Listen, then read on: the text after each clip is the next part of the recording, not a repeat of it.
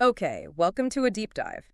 Today, we're plunging into a stack of sources, all focused on a technology that's really reshaping our digital world, deepfakes. Right. We're talking about incredibly sophisticated synthetic media, images, videos, audio. All built using advanced AI, specifically deep learning techniques, things like GANs and autoencoders. Exactly. And what really jumps out from this material is this kind of dual nature. Yeah. It's got amazing potential for innovation, but at the same time, a really significant capacity for malicious use. Yeah, definitely. So our mission here is to pull out the most important insights from these sources. We want to help you understand the promise, the peril, and also the strategies being developed to deal with deepfakes. Think of it as trying to make sense of a world where seeing and hearing, well, it's getting harder to trust, isn't it? It really is. So let's unpack this. What is a deepfake, basically? At its heart, it's hyper-realistic digital manipulation, creating this false appearance of someone saying or doing something that, well, they just never did. The name itself is a clue, right? Deep learning and fake. And the tech making it so real, that's these artificial neural networks, ANNs. Yeah, exactly. They're kind of model on the human brain, really, Yeah. designed to spot complex patterns in huge amounts of data. And the deep learning algorithms inside them, they essentially teach themselves. Right. They learn from, like, mountains of examples how to generate or alter media, so it looks incredibly convincing. Okay. And the sources mention a couple of key techniques for creating them. First up, GNs. Hmm. Generative adversarial networks. The idea is pretty clever, actually. You have two neural networks kind of competing. Competing? How so? Well, one's the generator. It makes the fake content, trying its best to be realistic.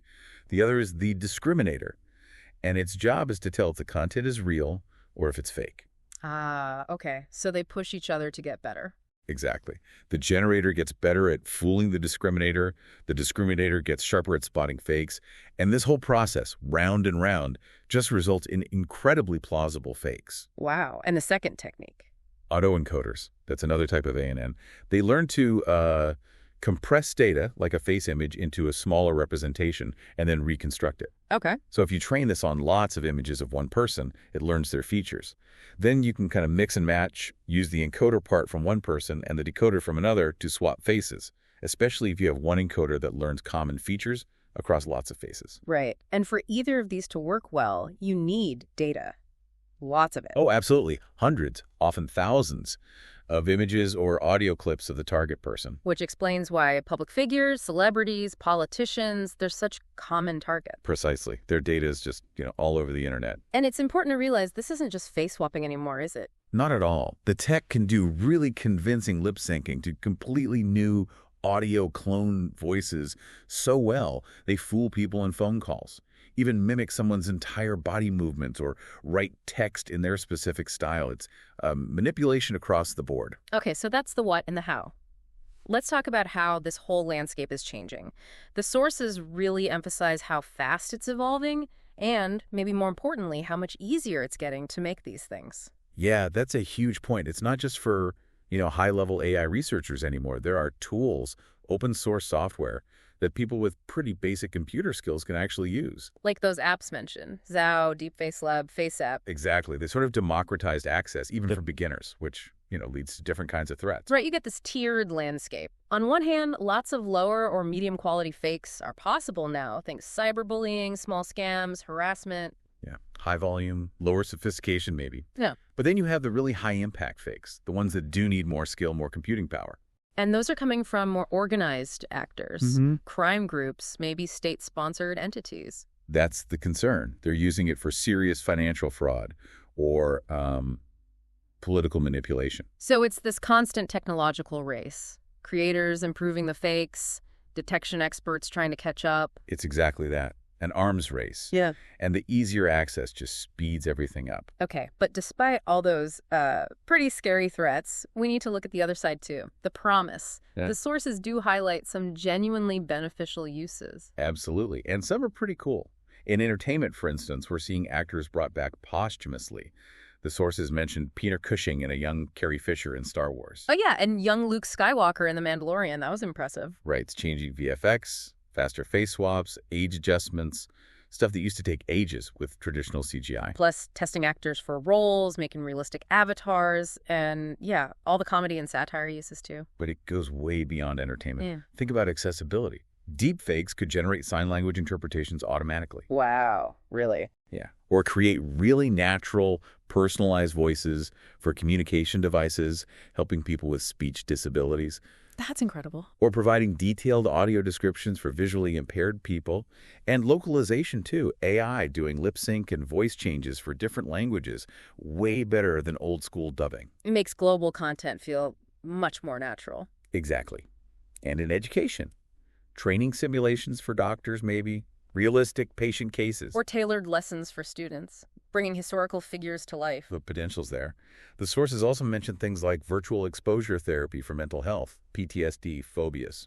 Interesting. Using it to create safe, controlled scenarios. Right. Or even simulating environmental changes, sea level rise, deforestation effects for experts to analyze. Even maybe revolutionizing video calls with virtual personas. So it really drives home that dual-use point. The same tech that can manipulate can also do profound good. Precisely. And that's why the sources argue a total ban isn't practical. It would just stifle all these positive uses. It really comes down to intent. Okay, let's pivot now. Because the malicious uses, the peril, are significant and clearly escalating, this is where it gets really worrying. Yeah, and the sources don't hold back on the personal devastation. Reputational damage, public humiliation. Yeah.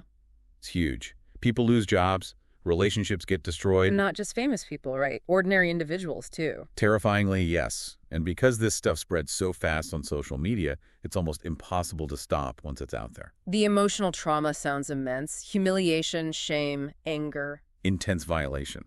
It can lead to withdrawal, anxiety, depression, even self-harm risk. And because the content persists online, the trauma just keeps going. And then there's cyberbullying. Weaponizing this in schools, that's awful. It's an insidious new form. Depicting students in harmful ways, it can really mess with an adolescent's sense of identity. But the sources say the most widespread, most damaging use is non-consensual intimate imagery, NCII, often tied to sextortion. Yeah, the numbers are just shocking. Over 95,000 explicit deepfake videos found in 2023 alone. Yeah. And the victims, 99% women and girls. 99%, that's staggering. It's basically a form of digital violence. It exploits existing biases, power imbalances. The distress is enormous, plus this fear that the fake image will be online forever, even though it's not real. And that fear of not being believed must be crushing. How do you even prove it's fake when it looks so real? It's a huge barrier for victims seeking help. Okay, moving beyond the personal, the financial fraud side is also really taking off. Oh, definitely. Corporate fraud's a big one. Impersonating CEOs, CFOs, using deepfake voice calls, maybe even video calls. To trick employees into sending money or giving up info? Exactly. The sources mention a UK energy CEO conned out of $243,000 by a fake voice call. Another firm lost $25 million. It plays on trust and urgency. And it's not just big companies. Individuals are targets, too. Absolutely. Things like synthetic identity theft, where they create a whole fake person, or taking over existing accounts. Phishing gets way more convincing. Perfect grammar. Sounds just right. Romance scams, grandparent scams. All enhanced. And the security implications. Bypassing biometrics. Face ID, voice recognition. That's a major concern. The sources mention a reporter who fooled a bank's voice print security with an AI voice clone. It shows the vulnerability. Wow, even employment fraud. Yeah, there was a case mentioned of a North Korean hacker getting hired by a U.S. firm using a deepfake identity in video interviews. Unbelievable. And market manipulation, too. Faking announcements to mess with stocks. Especially in volatile markets like crypto. Spreading false news, fabricating statements. So the key takeaway seems to be that deepfakes are like steroids for existing scams. Precisely. They make social engineering so much more effective. Those old red flags like bad spelling, gone. This isn't future tech, it's happening now. And that projected $40 billion loss by 2027. That's huge. It shows the scale. But maybe the deepest impact, the most chilling, is on society, on democracy itself. Yeah, the ease with which deepfakes spread misinformation, disinformation. Right. It just blurs the line between what's real and what's fake. Eroding trust in everything. Media, institution. Exactly. It fuels that post-truth environment, pushes polarization. And for politics and elections, it's a nightmare scenario, isn't it? A powerful, dangerous tool. Imagine realistic videos of candidates saying awful things they never said. damaging reputations, faking policy stances, fabricating scandals. The sources had examples, right? Like fake Yeah, robocalls. impersonating Biden to tell people not to vote. Or that fake video of Zelensky telling troops to surrender. It could be fake endorsements, fake attacks, even fake election officials spreading confusion on Election Day. And it's not just single fakes, it's the cumulative effect. Creating fake proof of voter fraud, discrediting journalists. It attacks the very foundations of trust in the democratic process. Makes it harder for people to know what to believe, so they just disengage. That's a real risk. Plus the national security angle, psychological warfare, state-sponsored confusion tactics, it's all on the table. The speed is the killer part, though. A fake goes viral before anyone can debunk it. Right. The damage is done immediately. This asymmetry in the arms race needs urgent, coordinated action. We have to safeguard information integrity. Okay, so combating this massive threat, how do we even start? The sources say it needs a multi-pronged approach, right? Tech, law, us. Exactly. No single solution.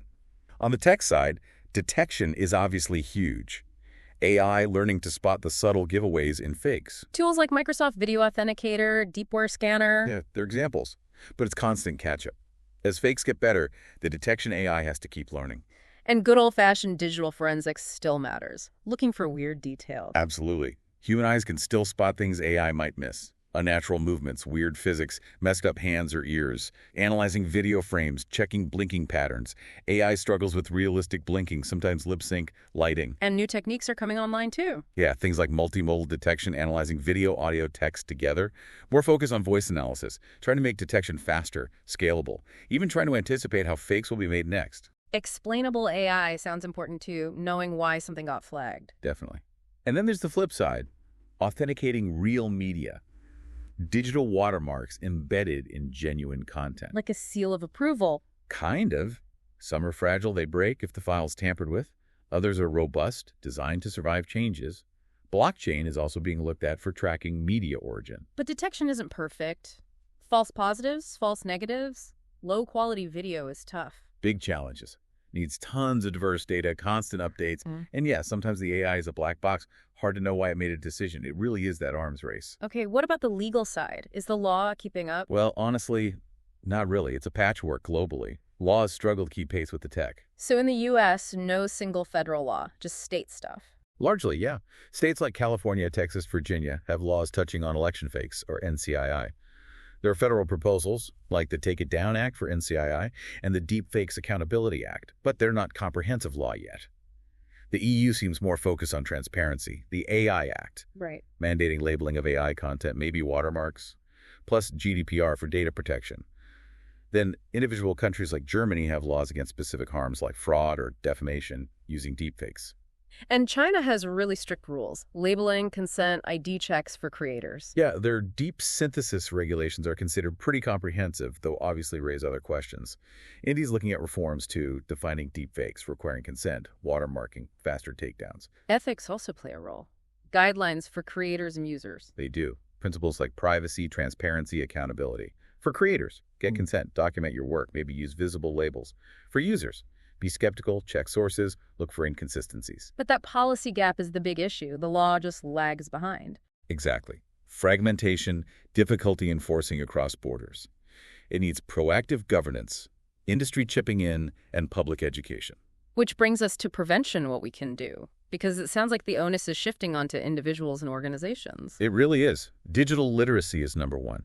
Just developing that critical thinking, that healthy skepticism about online content. Asking questions. Does this feel right? Where did it come from?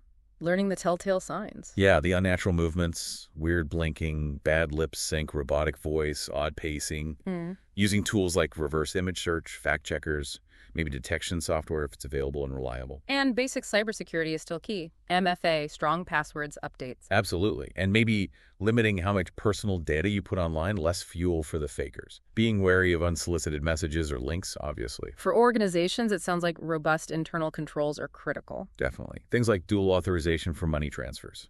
Verification that goes beyond just biometrics. Maybe a human check-in, a different communication channel, code words. And training employees, making sure they know what these attacks look like. Essential. Understanding the tech and the psychological manipulation. Having an incident response plan ready to go before it happens. And platforms need to step up too, better moderation, clear labeling of AI content. And if you are a victim, what's the advice? Act fast. Document everything, save the content, note where it appeared, report it to the platforms immediately. File a police report, ideally with a cybercrime unit, and get legal advice from someone who understands digital rights. Because this tech is so accessible now, we all have to be more vigilant. It's a continuous effort. Without that education and those security measures, the threat just keeps growing. So, wrapping up this deep dive, it's clear deepfakes are this powerful, dual-edged sword.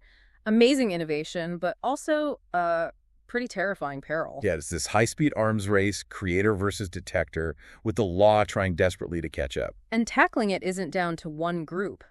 It needs everyone, individuals being smarter online, organizations boosting security, governments collaborating on sensible rules and support. The goal really is fundamental. Mm-hmm. Protecting information integrity, keeping people safe from serious harm, and preserving the basic trust we need for society to function, especially online.